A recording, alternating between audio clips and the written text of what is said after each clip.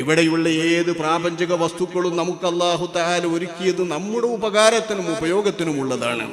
ആ ഉപകാരത്തിനും ഉപയോഗത്തിനുമുള്ളതായതോടൊപ്പം തന്നെ അവക്ക് അതിൻ്റെതായ ധർമ്മമുണ്ട്. അള്ളാഹുവിനെ തസ്ബീഹ് ചെയ്യുക, അല്ലാഹു തആലയെ സ്തുതിക്കുക, അള്ളാഹുവിനെ പുകഴ്ത്തുക, അള്ളാഹുവിന്റെ റസൂലിനെ സാക്ഷീകരിക്കുക, റസൂലുള്ളാഹിന്റെ റിസാലത്ത് അംഗീകരിക്കുക, തങ്ങളെ പുകഴ്ത്തിക്കൊണ്ടിരിക്കുക.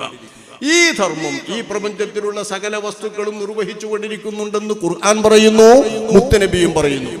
ഈ ധർമ്മം നിർവഹിച്ചു കൊണ്ടിരിക്കുന്ന വസ്തുക്കളോട് അകാരണമായി അനാവശ്യമായി ഉപകാരം നോക്കാതെ നമുക്കനുവദിച്ചിട്ടുള്ള ഉപകാരത്തിനല്ലാതെ നിഷിദ്ധമാക്കിയ ഉപകാരങ്ങൾക്ക് വേണ്ടിയോ അതല്ലെങ്കിൽ ഒരു ഉപകാരവുമില്ലാതെ അലക്ഷ്യമായി വെറുതെ അനാവശ്യമായി അബദ്ധായോ നമ്മൾ ഏതെങ്കിലും നിലക്ക് നമ്മൾ നടത്തുന്നതെല്ലാം അതിനോട് ചെയ്യുന്ന ക്രൂരതയാണ്, തെറ്റാണ്, പ്രകൃതിയോട് ചെയ്യുന്ന ധിക്കാരമാണ്. ആ ധിക്കാരം കൊണ്ട് അനുഭവിക്കേണ്ടതെല്ലാം നമ്മൾ അനുഭവിക്കേണ്ടി വരും, ചെയ്യേണ്ടതെല്ലാം നമ്മൾ തെറ്റായി തന്നെ ചിലപ്പോൾ എഴുതും. നിങ്ങൾ പറഞ്ഞല്ലോ, ആഖിറത്തിൽ വരും, പറവ കേസ് പറയും, പക്ഷി കേസ് പറയും, വസ്തുക്കൾ കേസ് പറയും, അതെല്ലാം കേസ് പറയുമ്പോൾ നമുക്കിതെല്ലാം സാക്ഷി നിൽക്കും. ഓരോരോ പ്രദേശത്ത് നമ്മൾ ചെയ്ത തെറ്റ് ആ പ്രദേശം വന്ന് സാക്ഷി പറയും. ഓരോരോ പ്രദേശത്ത് നമ്മൾ ചെയ്ത നന്മകൾ ആ പ്രദേശം, അതല്ലേ നമ്മൾ സുജൂദൊക്കെ മാറ്റി മാറ്റി മാറ്റി ചെയ്യണത്. സുന്നത്ത് നിസ്കരിക്കാവുന്ന വേറെ പോകും, ഫർദ് നിസ്കരിച്ചായിരുന്നു വേറെ 2 റക്അത്തിന് അപ്പുറത്ത് പോകും, പിന്നെ ഒരു സുന്നത്ത് നിസ്കരിച്ച് അപ്പുറത്ത് പോകും. എന്തിനാണ് ഇതൊക്കെ? ഈ പ്രദേശങ്ങളൊക്കെയും എൻ്റെ മേൽ അവൻ സുജൂദ് ചെയ്തു എന്ന് നാളെ അള്ളാഹുവിൻ്റെ മുമ്പിൽ സാക്ഷി നിൽക്കാൻ. അതുപോലെ തന്നെയാണ് തെറ്റും. മദ്യപിച്ച സ്ഥലത്ത് നിന്ന് ആ സ്ഥലം പറയും, എൻ്റെ പുറത്ത് നിന്നുകൊണ്ട് അവൻ കള്ളു കുടിച്ചു, എന്നെ അവൻ നശിപ്പിക്കാൻ വേണ്ടി കള്ളു കുടിച്ചു, എന്റെ പുറത്ത് കയറി അവൻ വ്യഭിചരിച്ചു, എന്റെ പുറത്ത് കയറി അവൻ തോന്നിയാസം കാണിച്ചു എന്ന് അല്ലാഹു തആലാനോട് ഈ പ്രദേശങ്ങൾ പറയുന്നത് ഇത്തരത്തിലുള്ള മോശപ്പെട്ട പ്രകൃതിയോടുള്ള ചൂഷണങ്ങളുടെയോ ക്രൂരതകളുടെയോ കയ്യേറ്റങ്ങളുടെയോ അക്രമങ്ങളുടെയോ പേരിൽ നമ്മൾ അനുഭവിക്കേണ്ടി വരും. അല്ലാത്ത സാധാരണ നാശനഷ്ടങ്ങൾ പലതും ചെയ്യേണ്ടതുണ്ടെങ്കിൽ അതും വരും. ഒരു മടയിലേക്ക് മൂത്രമൊഴിക്കുക, അല്ലാണ്ട് റസൂൽ വിവരിച്ചിട്ടുണ്ട്. ഇതൊക്കെ ഒരു പൊത്തിലേക്ക് മൂത്രമൊഴിക്കാൻ വേണ്ടി നിൽക്കുമ്പോൾ പൊത്തൊക്കെ നമ്മൾ ശ്രദ്ധിക്കണം. പൊത്തിലേക്ക് മൂത്രമൊഴിച്ചാൽ ആ പൊത്തിൽ നിന്നുള്ള ഇഴജന്തുക്കളും ഉപദ്രവജീവികളും നമ്മളെ കൊല്ലുന്ന, അത് നമുക്ക് വേന്തിരിയും. നമുക്ക് തിരിയാത്ത ഒന്നുണ്ട്, അത്തരം പൊത്തുകളിലുള്ള ജിന്നുകൾ. ആ ജിന്നുകൾ ചിലപ്പോൾ അവയുടെ മേലിൽ നമ്മൾ മൂത്രമൊഴിച്ചാൽ ഒച്ചയിട്ടാലോ ശബ്ദമിട്ടാലോ ആ ശബ്ദമിട്ടത് മതിയാകും നമ്മൾ മരിച്ചു വീഴാൻ. അങ്ങനെ മരിച്ചു വീഴ എത്രയോ ആളുകളുണ്ട്. നിങ്ങൾ കേട്ടിട്ടില്ലേ, അബൂ സുഫിയാൻ, മക്കയിലെ ഖുറൈശികളുടെ നേതാവായി ബദറിൽ വന്ന് ഉഹദിൽ വന്ന അബൂ സുഫിയാൻ, അദ്ദേഹത്തിന്റെ വാപ്പയുണ്ട് ഹർബ്, അബൂ സുഫിയാൻ ഇബ്നു ഹർബ് എന്നാ പറയാ. ആ ഹർബ് എന്ന് പറയുന്ന ആള് ഒരു മൂത്രമൊഴിച്ചത് ഒരു മടയിലേക്ക് മൂത്രമൊഴിച്ചതാണ്.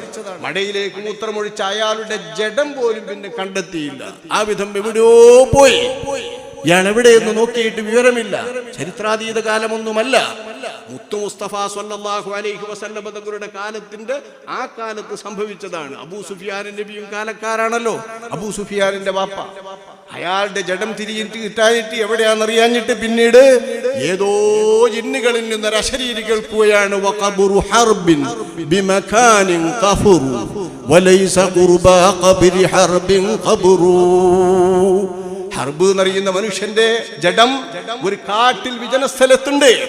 അവിടെ പോയി നോക്കിയാൽ കാണാം അതിനടുത്തൊന്നും ഒരു ഖബറുമില്ല, അയാൾ മാത്രമുണ്ട്. അയാൾ അവിടെ ഞങ്ങൾ കൊന്നു കുഴിച്ചു മൂടിയിരിക്കുന്നു. അവിടെ ഒരു കുഴിയിൽ മാന്തി നോക്കിയാൽ കാണാം. നോക്കി നോക്കുമ്പോ അയാൾ മൂത്രമൊഴിച്ചതൊരു മടയിലേക്കായിരുന്നു. നമ്മളോടും റസൂലുള്ളാഹി വിലക്കിയിട്ടുണ്ട്, മടയിലേക്ക് നിങ്ങൾ മൂത്രമൊഴിക്കരുത്, ഉപദ്രവം വരുമെന്ന്.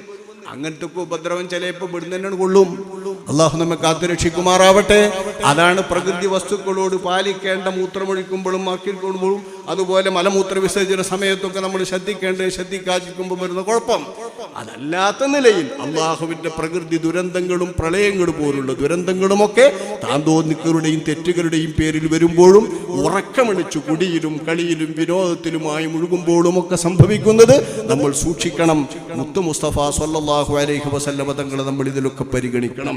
ഞാൻ പറഞ്ഞു വന്നത് എല്ലാ തസ്ബീഹുമുള്ള വസ്തുക്കൾ അതേപോലെ തന്നെ മുത്തുനബി സ്വല്ലല്ലാഹു അലൈഹി വസല്ലം തങ്ങൾ അംഗീകരിക്കുന്നതിനൊപ്പം അതിൻ്റെ ഉള്ളിലുള്ള ചൈതന്യം, അതിൻ്റെ ഉണ്മക്ക് പാകമാക്കി അല്ലാഹു തആല വെച്ചിരിക്കുന്ന അതിൻ്റെ ഉണ്മയുടെ അംശം കണം എല്ലാ വസ്തുക്കളുടേതും അഷ്റഫുൽ ഖൽഖ് സ്വല്ലല്ലാഹു അലൈഹി വസല്ലം തങ്ങളുടെ പ്രഭയാകുന്നു, തിരുവൊളിവാകുന്നു. ആ ഒളിവിൻ്റെ അംശമുള്ള വസ്തുക്കൾ എന്ന നിലക്ക് തന്നെ അവയെ സൂക്ഷിക്കാനും കാത്തുവെക്കാനും നമുക്ക് കടമയുണ്ട്. നബി അംഗീകരിക്കുന്നവർക്കും ഈ കാര്യങ്ങൾ പഠിക്കുന്നവർക്കും, നമ്മൾ മദ്രസയിൽ നിന്ന് ആദ്യം പഠിക്കണതല്ലേ, പാഠം 2 നബിയുനാ മുഹമ്മദ് സല്ലല്ലാഹു അലൈഹി വസല്ലം. അള്ളാഹു ആദ്യം സൃഷ്ടിച്ചത് നമ്മുടെ നബി മുഹമ്മദ് മുസ്തഫ സല്ലല്ലാഹു അലൈഹി വസല്ലം തങ്ങളുടെ തിരുവൊളിവാകുന്നു. നബിയുടെ ഒളിവും പ്രകാശവുമാണ് ആദ്യം സൃഷ്ടിച്ചതെന്നും ആ പ്രകാശത്തിൽ നിന്നാണ് സകല വസ്തുക്കളും അല്ലാഹു സൃഷ്ടിച്ചതെന്നും വിശ്വസിക്കുന്ന അഹ്ലുസുന്നത്ത് വൽ ജമാഅത്തിന്റെ പാഠം അംഗീകരിക്കുന്ന, നബിയുടെ ജാബിർ എന്നവരോട് പറഞ്ഞ ഹദീസ് അംഗീകരിക്കുന്ന എല്ലാ വിശ്വാസികളും അംഗീകരിക്കുന്ന പരമാർത്ഥമാണിത്. ആ നിലക്കും നമുക്ക് പ്രകൃതി വസ്തുക്കളോട് കടപ്പാടുണ്ട്.